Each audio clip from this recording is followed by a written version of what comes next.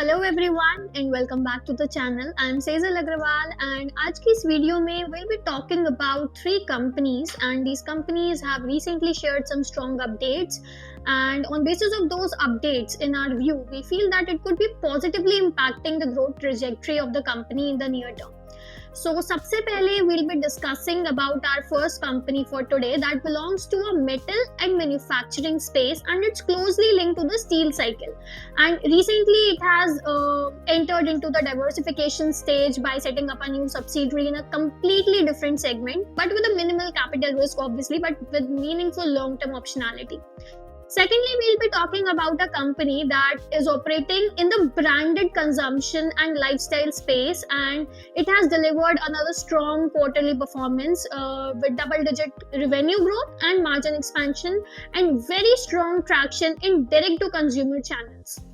And lastly, we'll be talking about a company which is a part of India's rail and mobility transformation story. And recently, this company has entered into a strategic technology partnership, and this allows it to localize some of the most high value and critical components used in metro and passenger rail systems. So for each of these companies, we'll be discussing that what the company do, the recent update or the trigger, and we'll be also talking about the financial performance of the company and most importantly, the future outlook or the key monitorables we should be looking at for the growth of the company. So let's get started, but before that, here is a quick disclaimer as well.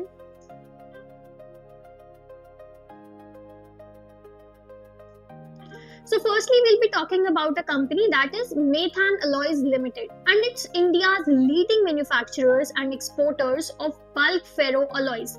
Also, it's engaged in the production of ferromanganese, silicomanganese and ferrosilicon, and all of these are the critical raw materials which are used in steel making.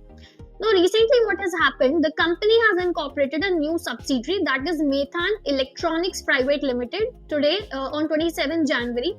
And the objective behind setting up this new manufacturing unit is for electronics and electrical goods, which includes wires and cables. Now, the company has subscribed to 80% equity of the subsidiary through a cash investment of 0.8 crores, and the entity is currently yet to commence operations. Now, why is this move important and we are considering this in our Noisemaker? Because it leads to forward diversification, because while ferro alloys remain the core business of the company, electronics and electrical goods could offer structurally steadier demand for the company if we compare it to the cyclical steel linked alloy segment. Also, because the initial capital investment is too small, so it would be keeping the balance sheet risk limited, while it would also allow the company to explore a new value chain as well. It will be aligning the company with the infra and power demand, because wires, cables, all of these directly benefit from the India's power transmission, housing, renewable energy and all the capital expenditure that is into the infra segment. And also it has the optionality for the future growth, because the subsidiary will provide company with a platform that it can scale into the non-ferro revenue streams without disrupting the core revenue. So overall it is a very measured diversification step, not a very aggressive pivot that the company is doing. So considering the lower risk the company has taken and the additional step, we can consider it that it can lead to a good growth. Now, also if we see financially the company how it has performed before. So quarter to FY26 of the company, the revenue was 491 crores and the operating profit was 32 crores. So operating profit margin comes out to be 7% nearly, but there was a net profit, it was a loss basically of 119 crores, and it was largely driven by negative other income volatility, not due to core operations. Now, margins were under pressure because raw material price volatility was there, also ferro alloy realization fluctuations were there, and cyclicity is there in the steel demand. If I talk about the full year performance of the company, so revenue was 1,802 crores, operating profit was 179 crores, and a net profit of 631 crores. So while the operating margins got moderated because of the higher trading contribution, which is the low margin business of the company, absolutely profitability improved because of the cost moderation in the power, coke, and coal. Now, if I talk about the future outlook of the company, so the company is entering FY26 with a stable but still a cautious outlook, and they feel that the major growth or the stability drivers, one would be the large manufacturing capacity, which is about 3,11,500 MTPA, which includes 50,000 MTPA added in September 2024 by Maithan Ferocious Private Limited. If I talk about the export strength of the company, so in FY25, 59% of the revenue was from exports, with Maithan contributing 5% of India's bulk ferro alloy export. And also there was moderation in the coal and power costs, which expected to boost the operating margins of the company. So there was no major debt funded capex also, because there was a planned capex of 125 crores for renewable energy projects and MFPL expansion, but it was all funded through the internal accruals. If I talk about the industry tailwinds, so India's steel demand is expected to grow steadily because infra is rising, housing under the PM Awas Yojana, and there is a strong GDP outlook as well. But the key monitorables which should be looked at is the steel cycle dependency, because ferro alloy demand remains tightly linked to steel production, and raw material volatility, because manganese ore, coke, power prices, all of this continue to impact the margins of the company. So overall, the company remains a cash-rich, low-leverage ferroalloy player with a strong export presence and proven operational excellence in the volatile industry. And the incorporation of this Maithan Electronics Private Limited, this is adding a long-term optionality without any near-term financial stress. So now let's see the next company for today. So the second company which we'll be covering today is Arvind Fashions Ltd. So it is operating in the branded apparel and footwear space, and it's one of the India's leading lifestyle and casual wear player. Now the company has a strong portfolio of owned and licensed global brands across price points and categories. Now this includes US Polo Assn, Tommy Hilfiger, Calvin Klein, Arrow and Flying Machine. Now recently what has happened, that company has announced its financial results for Q3 FY26, and it's another strong operating quarter. Also there is healthy revenue growth, margin expansion and continued momentum in its direct channels. If I talk about revenue of Q3 FY26, so it was 1,377 crores, which is a gain or a year-on-year rise of 14%. EBITDA grew 17.7% year-on-year. Gross, the PAT grew 65% year-on-year. Operational highlights were that the retail LTL growth was 8.2% and online B2C growth was around 50%, and the net working capital days remained healthy with stable inventory turns.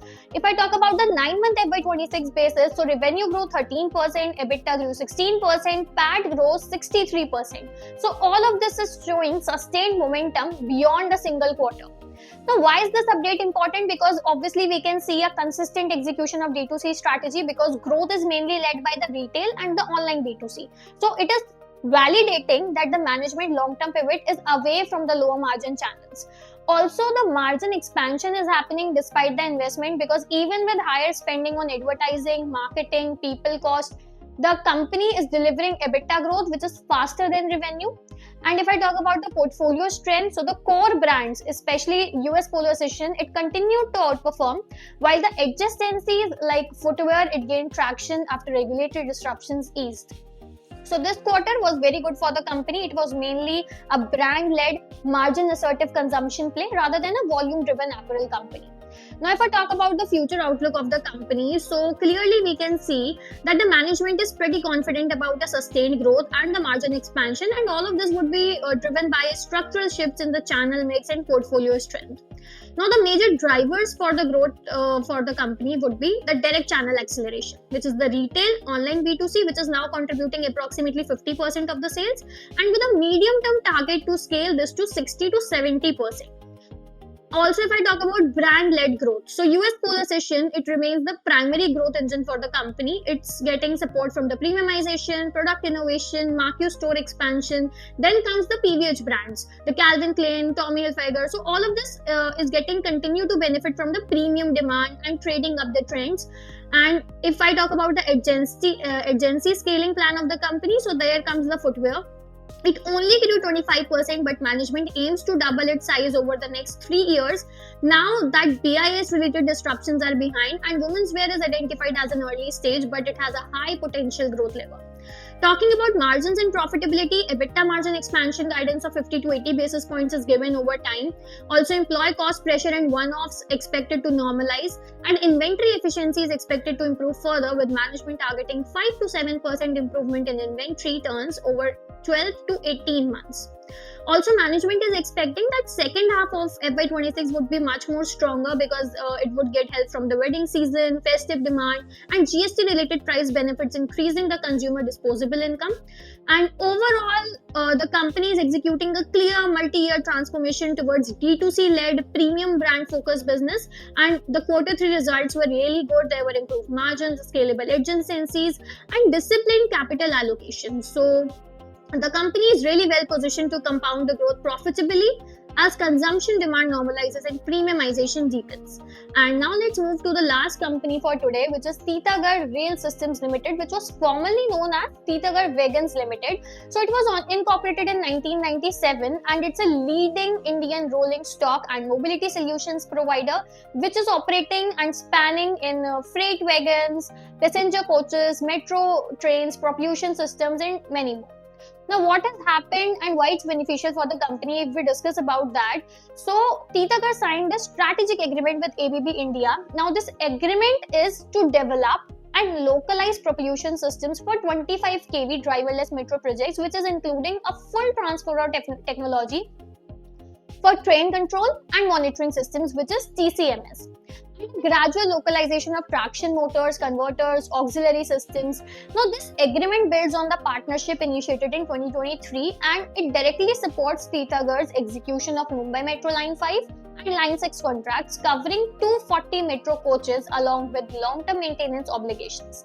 Now, this is a major step towards backward integration and indigenous manufacturing because propulsion and TCMS are among the highest value added and technology intensive components for the metro trains. And by bringing these capabilities in-house under the Make in India and the Atmanirbhar Bharat initiative, the company is improving the cost control, it's reducing the dependency on imports, and it's enhancing the localization content.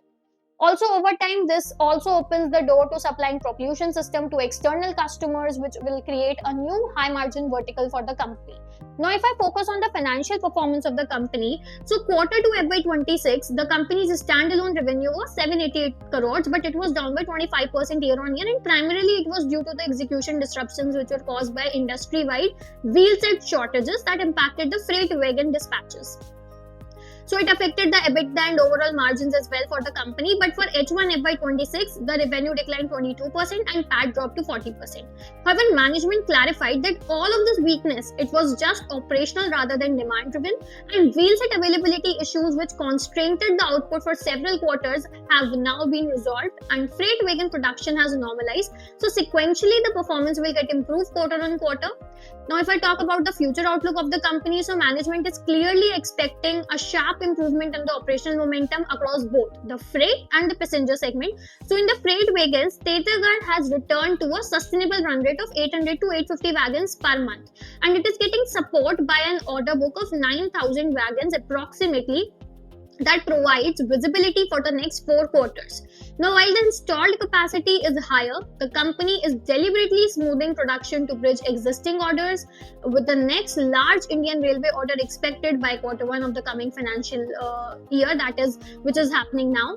And the company wheelset manufacturing joint venture with Ramakrishna Forging, it is expected to be operational by Q1 FY27 as well. If I talk about the passenger rail and metro business, it is emerging as the key growth engine. Order visibility now is extending to FY28 for metro projects and FY31 for the Vande Bharat trains. FY26 passenger rail deliveries are guided at 100 to 120 coaches, which is an 8 to 10 times jump over the last year, while the volumes are expected to nearly double in FY27. Overall, if I talk about the margin expansion, so it would be driven by higher localization, in-house propulsion, and growing services or the AMC portfolio. Metro and Vande Bharat margins are currently guided at 11 to 12% EBITDA with an additional 4 to 5% margin upside once own propulsion systems are deployed.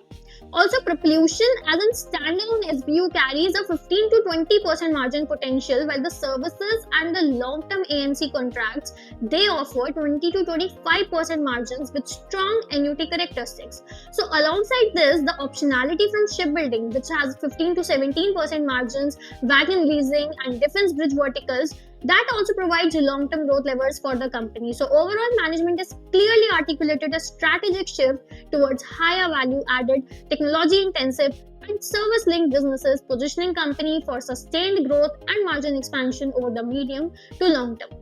So that was all the details we needed to cover for all these three companies for today in our Noisemaker.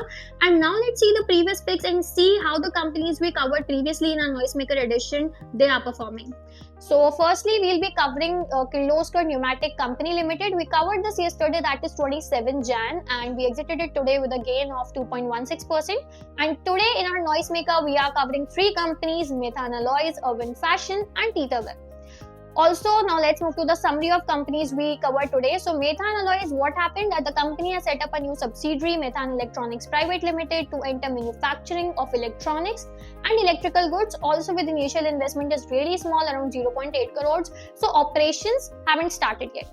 If I talk about Arvind Fashions, so the company has reported Q3 results, double-digit revenue growth, better margins, strong growth in retail and online D2C channels. So overall, the performance was operationally strong, even though the reported PAT was slightly lower due to the wage-related impact. And third, we covered Titagarh Rail Systems, which signed a strategic agreement with ABB India to localize metro propulsion and control systems, and this supports upcoming Mumbai Metro projects and strengthens Make in India capabilities.